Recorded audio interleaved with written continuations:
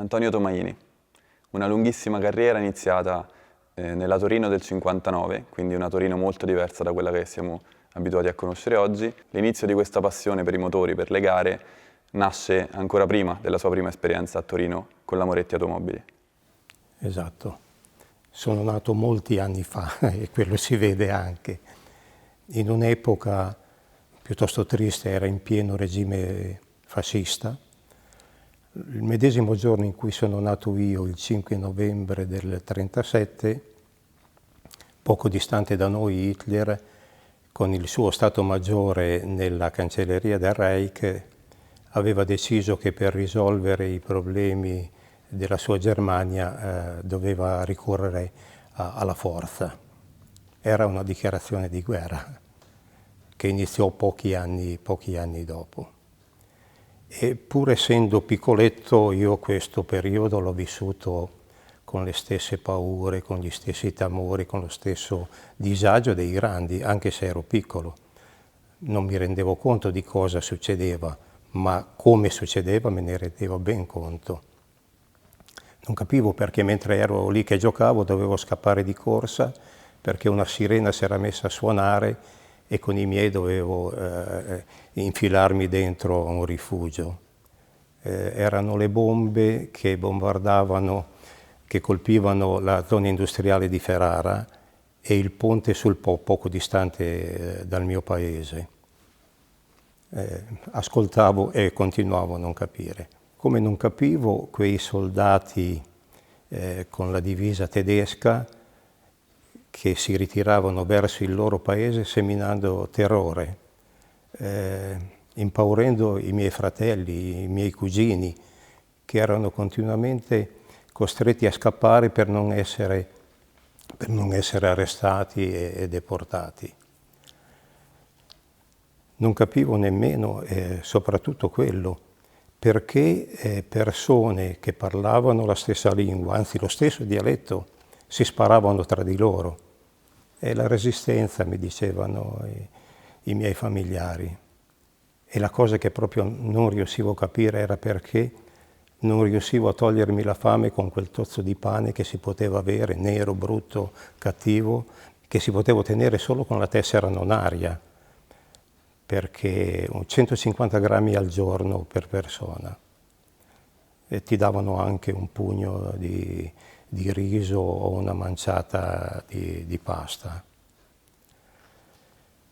E in questo clima la cosa peggiore che ancora adesso, so che sono passati un'infinità di anni, non sono mai riuscito a capire perché quell'aereo che volava a bassa quota sopra il cortile di casa nostra ha sferagliato una mitragliata contro mio padre, riducendolo quasi in fin di vita.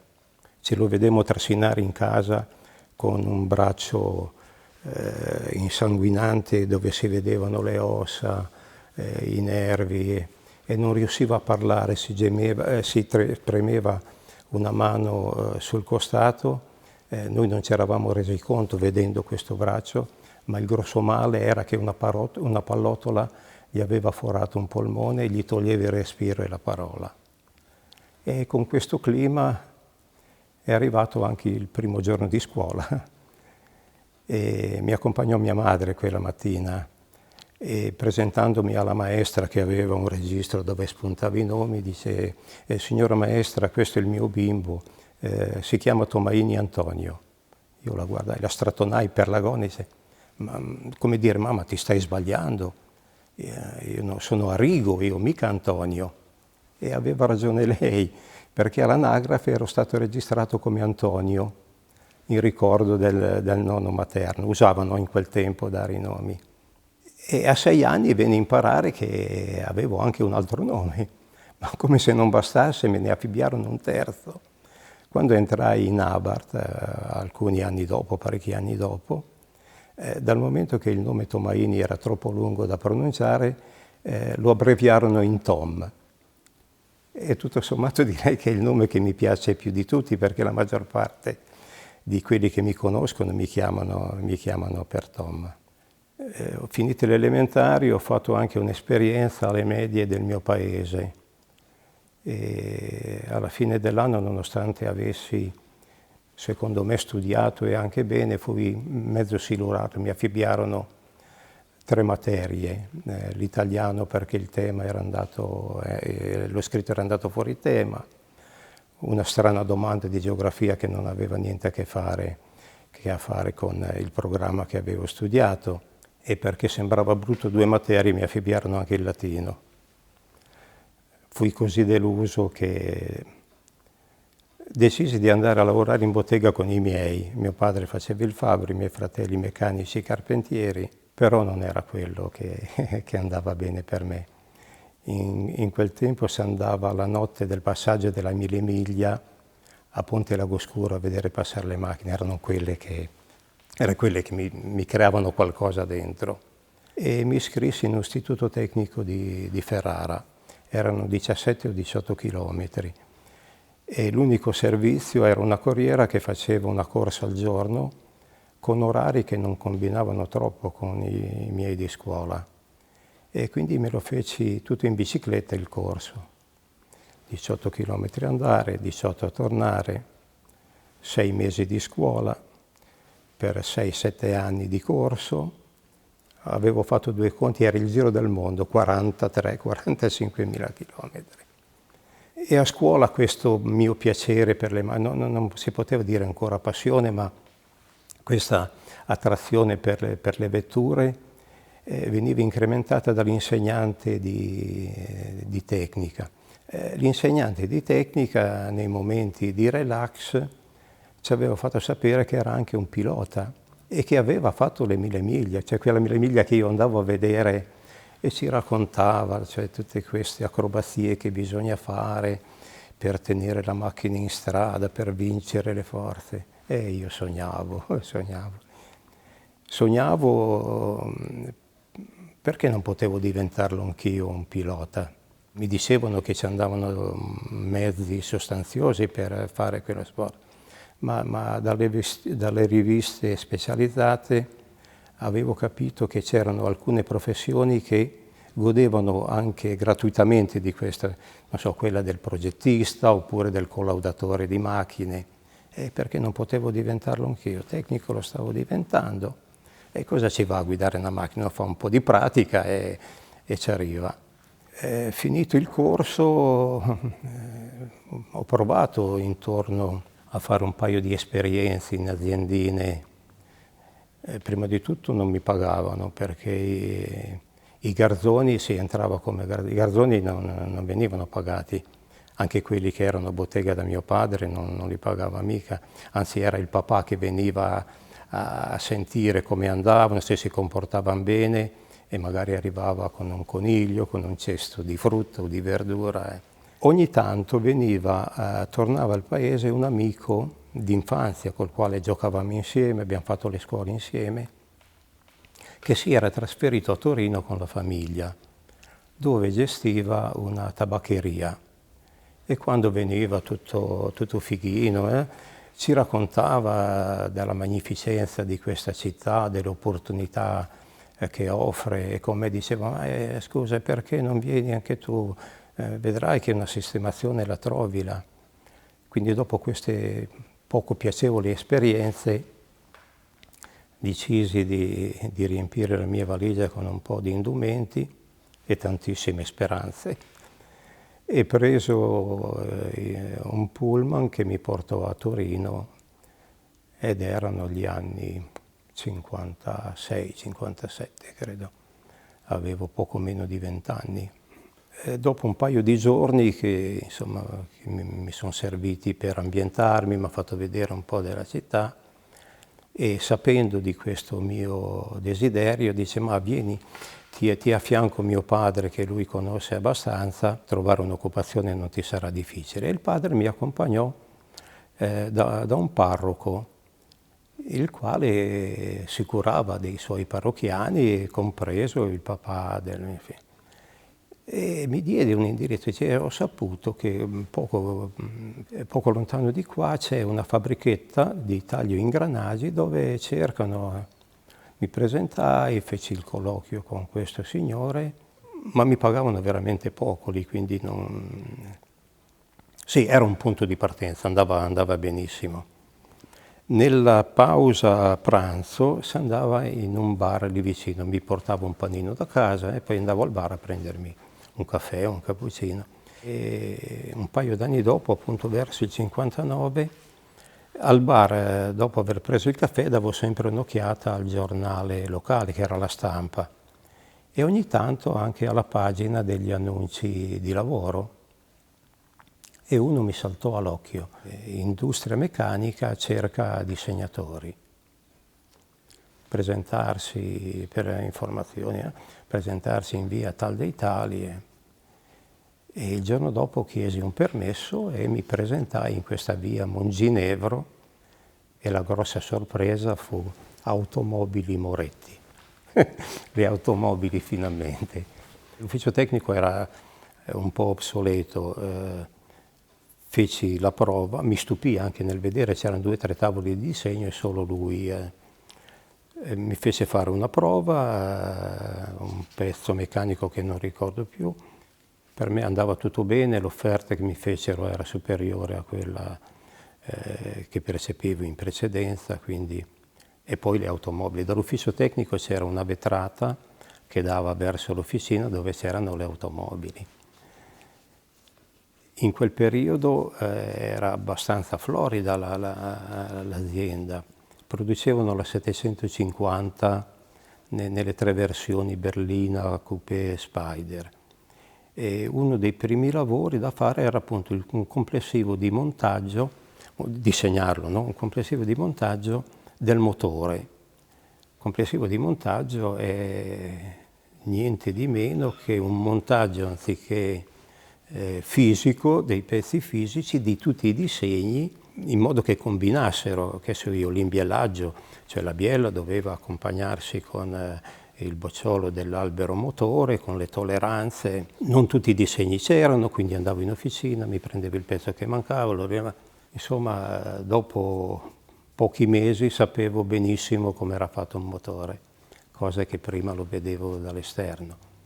E così fu per il cambio e per il differenziale, per i gruppi sospensioni. Io ci rimasi, mi sembra, 3 anni o poco meno. In 3 anni io avevo imparato quello che in una vita, in un'altra azienda non sarei mai riuscito a imparare. E qual è quell'azienda che ti dà la possibilità?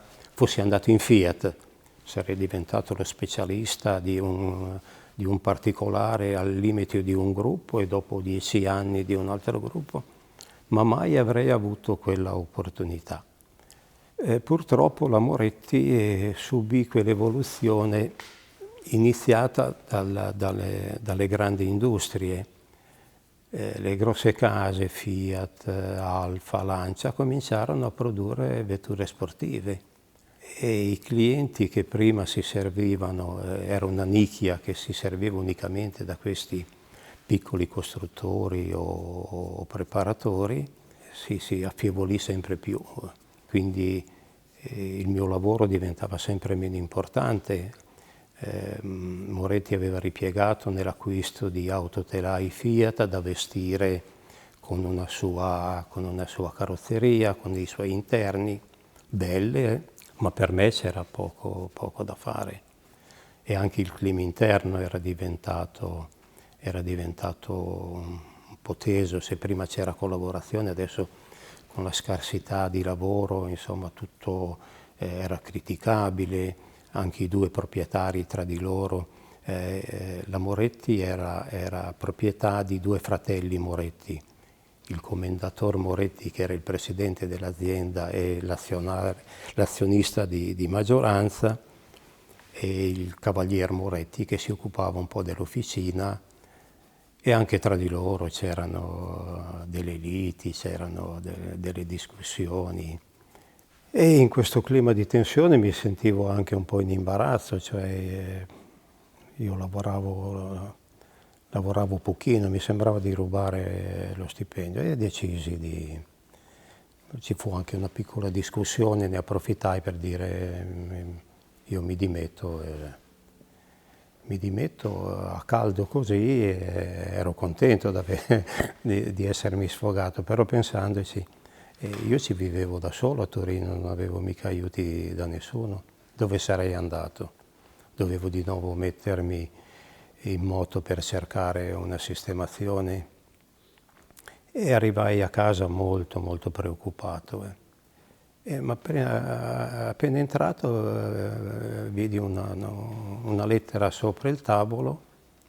Mi stupì un po' perché di corrispondenza non è che ne ricevessi molti. Poi prendendolo in mano c'era un indirizzo battuto a macchina. Gli unici che mi scrivevano erano i miei genitori, ma l'indirizzo era scritto a mano così. L'aprii ed era su carta intestata Abart. Mi si chiedeva di presentarmi per un colloquio. Cavolo, l'Abart. Mi venne in mente che molti anni prima, quando ero ancora studente, io avevo mandato in giro delle richieste, e una all'Abart, perché leggendo le riviste, insomma, diventavo matto. Però me ne ero completamente dimenticato. Faceva appunto riferimento a una mia richiesta, ma senza mettere la data. Quindi ci arrivai col tempo. Mi precipitai, mica andai, mi precipitai alla sede dell'Abart in Corso Marche, e la persona che mi ricevette per il colloquio fu molto cordiale, poi mi mise proprio a mio agio e parlammo a lungo, volle sapere un po' tutto quello che avevo fatto, quello che mi sarebbe piaciuto, che aspirazioni avevo, che studi avevo fatto, e nel contempo lui mi raccontava della sua azienda, che era un'azienda in grosso sviluppo in quel momento. A parte le marmite, in quell'anno, l'anno precedente avevo venduto 250.000 marmite, e quello era il carburante per tirare avanti, per alimentare il reparto corse. Ed era proprio nel reparto corse, un po' produzione ma anche e soprattutto corse, che cercavano un disegnatore. Non solo un disegnatore, ma un aiuto progettista. Cavolo, mi resi subito disponibile per fare la prova pratica, e mi ricordo che il tema era un portamozzo anteriore. Mi affiancai a quello che sarebbe diventato il mio capufficio, il quale anche lui si dimostrò molto collaborativo, e l'opera fu veramente molto piacevole, proprio una collaborazione. La prova andò bene, me lo disse subito, non dovetti aspettare granché, e 8 giorni dopo, che era il periodo necessario per dare il preavviso alla Moretti, mi presentai all'Abart. E il direttore del personale mi accompagnò a conoscere i miei colleghi, i miei superiori, e mi fece conoscere anche il signor Abart. Ecco, tenga presente che io imparai lì che l'Abart che c'era un signor Abart. Per me l'Abart era un'azienda e basta. E entrammo in questo bell'ufficio e c'era un signore elegante dietro la scrivania, e chi mi accompagnava dice: signor Abart, le presento il nuovo assunto, Tomaini. Mi squadrò da capo a piedi, senza proferire una parola, se non liquidarmi con un buongiorno. E lì capii di che stoffa era fatto il mio nuovo datore di lavoro.